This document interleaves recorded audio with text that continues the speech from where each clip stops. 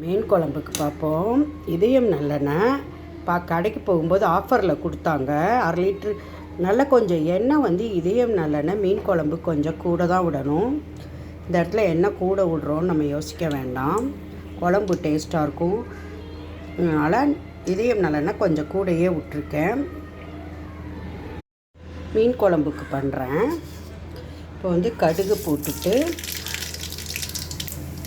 அம்மா கடுகெல்லாம் அரைச்சி ஏதோ போட்டு குழம்பு வைப்பாங்க. என் மெத்தடு இதுதான். வெந்தயம் கூட தான் போடுவேன். எனக்கு யாராவது எதுக்கு இதெல்லாம் குப்பையெல்லாம் அள்ளி போட்டிருக்க வச்சுருக்க எது சொன்னாலும் யார் சொன்னாலும் காதில் வாங்க மாட்டேன். ஏன்னா ஹெல்த்து தான் முக்கியம். அதனால் கடுகு சரியாக வெடிக்கிறக்குள்ளே போட்டேனே.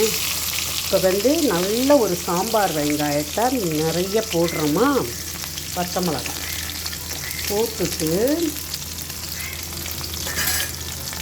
நல்லா வதக்கிக்குவோம். கொஞ்சம் நேரம் நல்லா வதக்கிப்போம். கருவேப்பிலையும் போட்டுட்டு கொஞ்சம் நேரம் வதங்கிட்டு வெங்காயம் செவந்த உடனே தக்காளி, புளிக்குழம்புக்கள் வச்சு மீன் குழம்புக்கெல்லாம் தக்காளி கூட போட்டால் நல்லா தான் இருக்கும்.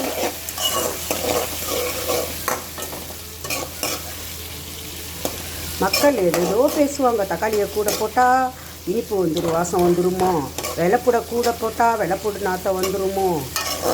எல்லாமே கரெக்டாக போட்டால் டேஸ்ட்டு தாங்க. நான் எல்லாத்துலேயும் வெள்ளைப்பூடு கூட தாங்க போடுவேன். ஆனால் வெள்ளைப்பூடு ஸ்மெல்லே இருக்காதுங்க, வாசமாக தான் இருக்கும். இப்போ இந்த தக்காளி இந்த இடத்துல நல்லா வதக்கிக்குவோமா, நல்லா ஜூஸியாக அப்படி அப்போ தான் குழம்புல ஒரு நூல் கோடு மாதிரி ஆயிடும் தக்காளி. அதனால் இந்த இடத்துல நல்ல தக்காளியை வதக்கணும்.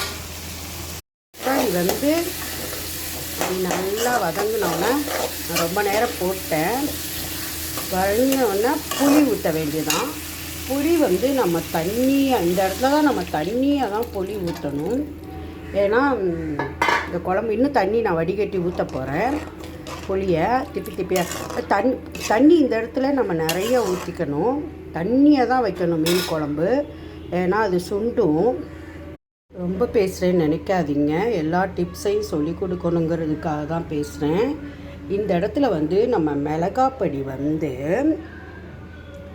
அதாவது குழம்பு எவ்வளோ வேணுமோ, எவ்வளோ மீன் போடுறோமோ அதுக்கேற்றாப்படி நம்ம கூட்டிக்கலாம்.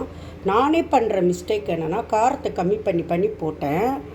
அதுதான் நம்மளுக்கு கவுச்சி வாடை வர்றது குழம்பு எல்லாமே. இப்போ பாருங்கள், அதே சமயம் காரம் அடிக்கக்கூடாது. சாப்பிட உட்காந்தவங்க காரங்கிற மாதிரி கூட்டக்கூடாது. இந்த இடத்துல நான் கொஞ்சம் மிளகாப்பொடி கூட தான் போடுறேன், நீங்கள் பார்த்து போட்டுக்கோங்க. மல்லிப்பொடி, மீன் ஜாஸ்தி. அம்மா பக்கம் ஒரு குழம்பு கரண்டி மிளகாப்பொடி போட்டாங்கன்னா 2 குழம்பு கரண்டி மல்லிப்பொடி போடுவாங்க. இங்கே கம்பல்சரி நம்ம மஞ்சப்பொடி போடணும். ஒவ்வொரு இதுலேயும் மஞ்சப்பொடி போட்டோம்னா வயிற்றுக்கும் நல்லது, இம்யூனிட்டி எல்லாத்துக்கும் நல்லது. நான் எது இத்தினூண்டு காய் பண்ணாலும் அதில் மஞ்சப்பொடி போட்டுருவேன். கூட்டி விட்டுருக்கோமா. இப்போ இந்த இடத்துல தான் நம்ம தண்ணி இது பொடி போட ஆரம்பித்தோன்னா கெட்டியாக ஆரம்பிக்கும். நம்ம புளி தண்ணி இந்த இடத்துல நல்லா தண்ணியாகவே ஊற்றிக்கணும். இப்போ நல்லா கொதிக்கட்டும் குழம்பு. இங்கேயே நம்ம தேங்காய் கூட நாங்களாம் மீன் குழம்புக்கு மட்டும் தேங்காய் முதலே ஊற்றிடுவோம். தேங்காய் கொஞ்சம் தான் ஊற்றணும். இப்போ நான் இதெல்லாம் கிழிச்சு ஊற்றி குழம்பு கூட்டி விட போகிறேன்.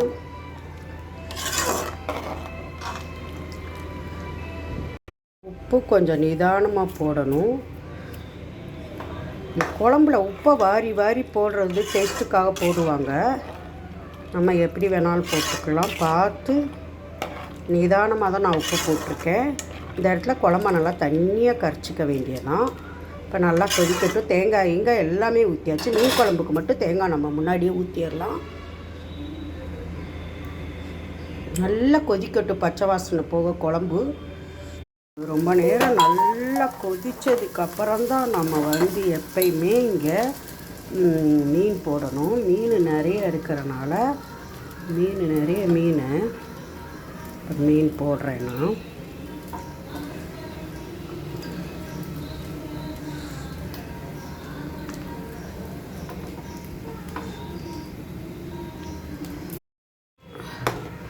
ஆக்சுவலாக மீன் நிறைய போட்டால் நிறைய குழம்பு கூட்டணும். நான் இவ்வளோ தான் போட்டிருக்கேன்.